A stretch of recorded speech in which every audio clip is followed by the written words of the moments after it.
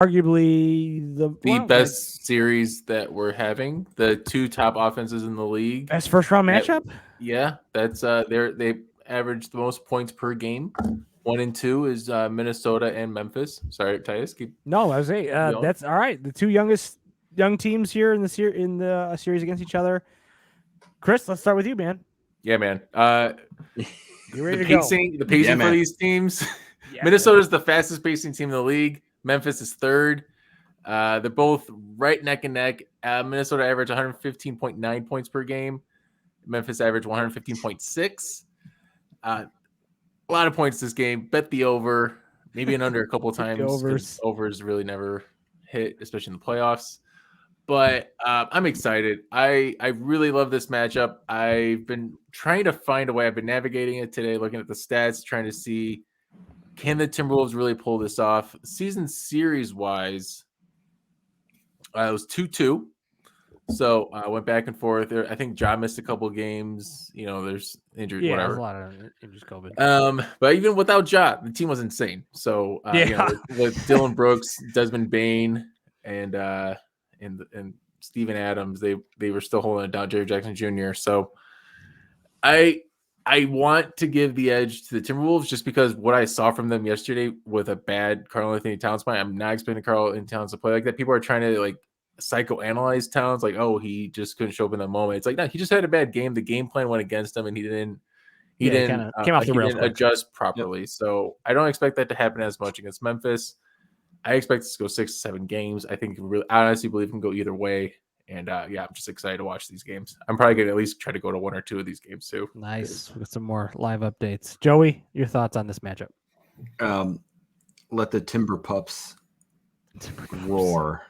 Whoa! I don't know why. Okay. I just feel like disagreement.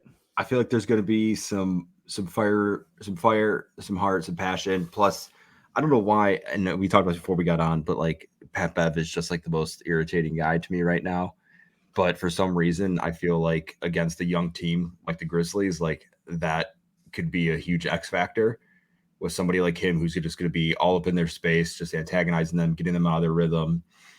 Getting technical fouls on guys, just kind of being that irritant that could be a relatively big deal that is going to get kind of overlooked because it's not a box score number. So I don't know. You're feeling it. I've talked about this before, and I cannot get on this Ja train. And here we go. This is the worst thing you have. No, it is no, I love it. He's so awesome to watch. I love him. He's a fantastic player. It's great. He's so fun to watch. For some reason, I just have this super high ceiling for him, and I feel like he's always going to be reaching for it.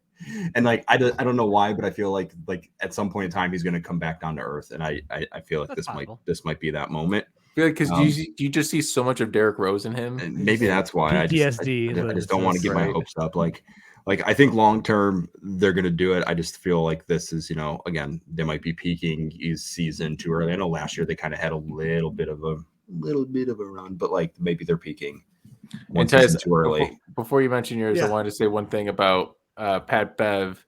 Every team needs a Pat Bev. The Warriors have Draymond Green. If you don't have a top 5, top 10 player in the league and you want to win the championship, you need a Pat Bev type. The White Sox in 2005 had AJ Pierzynski. Nobody likes that man unless you're on that team. Jermaine Dye, fantastic player, not top 5, top 10 in the league. That's if you want to win in this league, you need a Pat Bev type. And I noticed that yesterday, and I'm convinced on that, especially with Draymond. Bobby Portis last year. Out of it. Bobby Portis is that man in Milwaukee. You're right. You got to have that guy, these energy guys. Marcus Morris is kind of that guy in the Clippers, and he lost to Pat Bev yesterday. He lost the slap battle. Even though they technically got the technical free throw, you knew deep inside that he lost that battle. So, you just need that kind of guy. Here's what, you know what, man? I love you guys. I love you guys for talking about heart and passion and intensity. And as always, I'm going to bring it back to the game of basketball, the stats. One thing people were worried about Memphis was their transition game. Their offense is heavily based in transition offense. You're talking about the two fastest offenses, though. They're going to be playing a lot of transition ball, and that's bad for Minnesota. That was the key to beating Memphis to beating Memphis in the playoffs. I thought the one thing I was kind of worried about them. They're not the greatest half court offense in the world. But I think they're going to be playing so fast with Minnesota. Minnesota's going to play right in their hands, in my opinion. And I think Cat's going to have a hard time with Jaren Jackson Jr. and Steven Adams. So yeah. I just think, I think Minnesota's tough. I think it's going to go six or 7 games. But I think Memphis is going to be a little bit too much for them.